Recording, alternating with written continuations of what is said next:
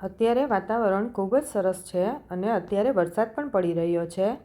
તો આવા વરસાદમાં આપણને ગરમા ગરમ ભજીયા મળી જાય તો પછી બીજું જોઈએ જ શું।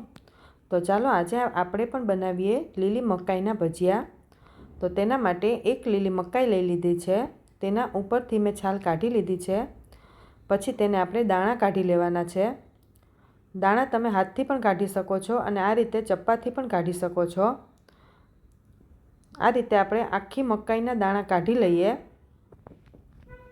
તો દાણા આપણા કાઢી લીધા છે।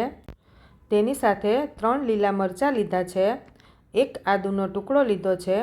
મરચાં થોડા તીખા હોય એવા લેવાના જેથી તેનો સ્વાદ ખૂબ સારો આવે અને તમારા ટેસ્ટ પ્રમાણે મરચાં તમે વધારે ઓછા એડ કરી શકો છો।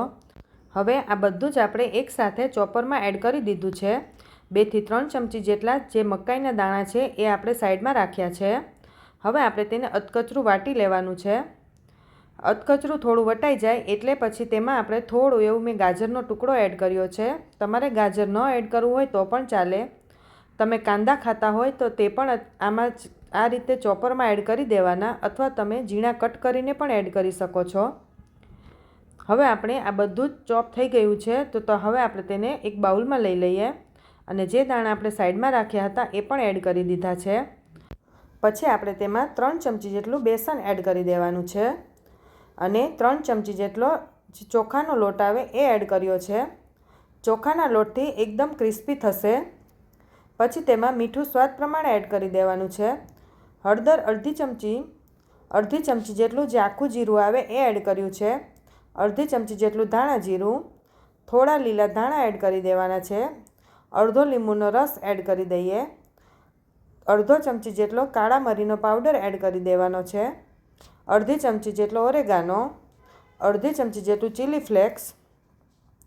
હવે આ બધો જ મસાલો એડ કર્યા પછી પહેલાં આને સારી રીતે મિક્સ કરી લેવાનું, કારણ કે સ્વીટકોર્ન પણ થોડું પાણી છોડે છે એટલે પછી જે પ્રમાણે જરૂર પડે એ પ્રમાણે પાણી એડ કરતું જવાનું છે અને પાણી એકસાથે એડ નહીં કરવાનું, થોડું થોડું એડ કરતું જવાનું છે। આપણે તેના ભજીયા પાડી શકીએ તેવું બેટર હોવું જોઈએ। આ રીતે મેં થોડું થોડું એડ કરીને લગભગ 1/4 કપ જેટલું પાણી એડ કર્યું છે। હવે આપણે બધું જ સારી રીતે મિક્સ કરી દીધું છે। તમે જોઈ શકો છો કે આપણું બેટર તૈયાર થઈ ગયું છે। તો હવે આપણે ગરમ તેલમાં તળી લેવાનું છે। આમાં આપણે ઈનો કે સોડા કંઈ જ એડ નથી કરવાનું। થોડા આપણે આ ભજીયા ક્રિસ્પી હોય તો જ ખાવાની મજા આવે।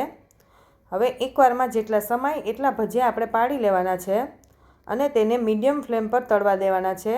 હાઈ ફ્લેમ પર નહીં અને સ્લો ફ્લેમ પર નહીં। સ્લો ફ્લેમ પર તળાશે તો ભજીયા તેલ પી જશે। હવે આપણે તેને સારી રીતે થોડા ક્રિસ્પી થાય અને ગોલ્ડન બ્રાઉન થાય ત્યાં સુધી તળી લઈએ। આ ભજીયા વરસાદમાં ખાવાની ખૂબ મજા આવે છે।